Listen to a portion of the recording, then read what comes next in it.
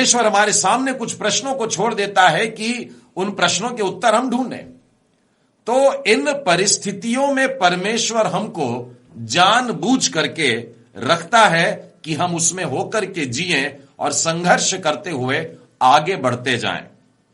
आइए हम बाइबल में से दो व्यक्तियों पर नजर रखेंगे जिन्होंने बड़े लंबे समय तक इस प्रकार की परेशानी में से अपने जीवन बिताए हैं। एक उदाहरण पुराने नियम से लूंगा और एक नए नियम से।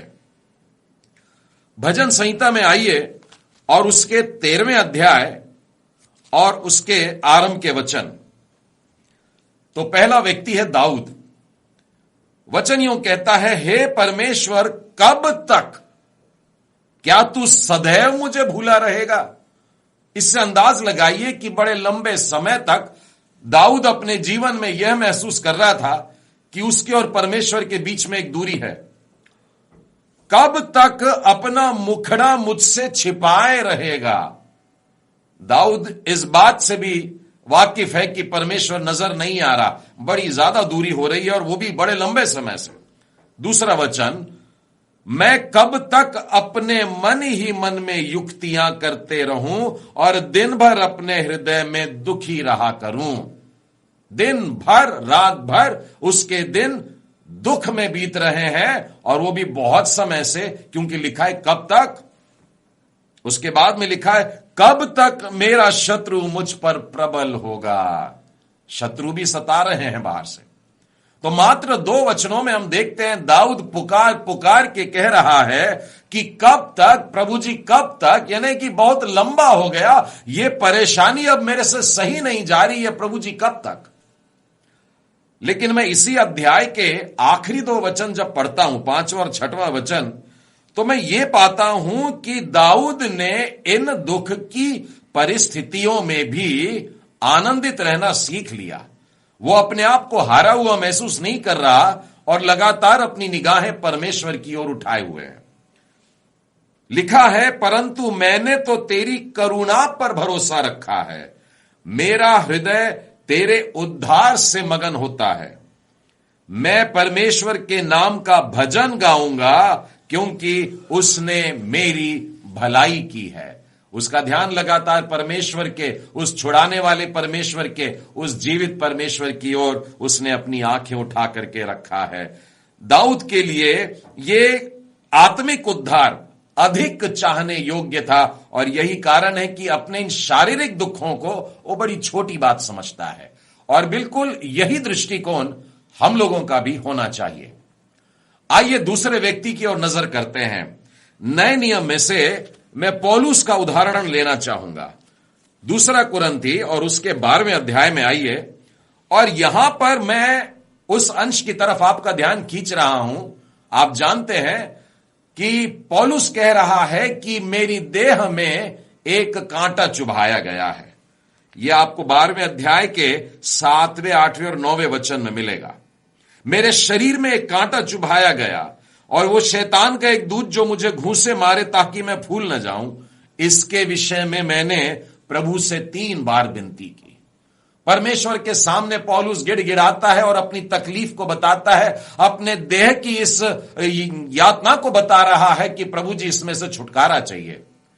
और प्रार्थना के ये दिन बीतते हैं और वो पाता है कि उसे उत्तर नहीं मिला। फिर वो दूसरे बार फिर से एक बार प्रभु से विनती करता है कि प्रभु जी मेरी देह में जो कांटा है, मेरी जो तकलीफ है, इसमें से तू मुझको छुड़ा ले। और ये दूसरी बार की प्रार्थना भी समाप्त होती है और बड़े धीरज से वो धरता होगा कि प्रभु अब उत्तर देगा, लेकिन पौलुस को कोई उत्तर नहीं मिलता है। बाइबल कहती है वो तीसरी बार परमेश्वर के सामने बैठता है और अपने इस दुख में से छुटकारा मांगता है। लेकिन आपको मालूम है परमेश्वर ने उसके साथ क्या किया? परमेश्वर ने उसकी मुसीबत से उसको छुटकारा नहीं दिया, उसकी देह से कांटे को नहीं निकाला, उसके जीवन के दुख को दूर नहीं किया। लिखा है, उसने मुझसे कहा, मेरा अनुग्रह तेरे लिए बहुत है, क्योंकि मेरी सामर्थ्य निर्बलता में सिद्ध होती है। परमेश्वर ने उससे कहा, मेरा अनुग्रह तेरे लिए काफी है। मैं तेरे साथ में रहता हूं, ये तेरे लिए काफी है। तू अपनी निर्बलताओं में अब तू घमंड करने लगेगा। और यही वाक्य वो आगे कहता है, मैं बड़े आनंद से अपनी निर्बलताओं पर घमंड करूंगा। पौलुस का मन अचानक बदलता है, बड़ा खुश होता है। कांटा चुभा हुआ है, दुख हो रहा है, शरीर में अभी भी कष्ट हो रहा है, लेकिन क्या कहता है, बड़े आनंद से मैं घमंड करूंगा, अपनी निर्बलताओं पर घमंड करूंगा। और वो कहता है कि मसीह की सामर्थ मुझ पर छाया कर रही है, इस कारण मैं मसीह के लिए निर्बलताओं में और निंदाओं में और दरिद्रता में और उपद्रवों में और संकटों में प्रसन्न हूं, क्योंकि जब जब मैं निर्बल होता हूं तब तब मैं बलवंत होता हूं। प्रियो, इन दोनों उदाहरणों से मैं आपके सामने इसी बात को स्पष्ट करना चाहता हूं कि शारीरिक दुखों को लेकर के गिड़गिड़ाने की बजाय परमेश्वर के आत्मिक आनंद और उन्माद से भर जाएं, उस खुशियों से भर जाएं और परमेश्वर की स्तुति करते रहें। और देखिए, आपकी निर्बलताओं के द्वारा भी, आपकी दरिद्रता में भी, आपकी मुसीबत के दिनों में भी परमेश्वर आपको कैसे आशीषों के लिए, औरों के लिए बड़ी खूबी से इस्तेमाल करता है।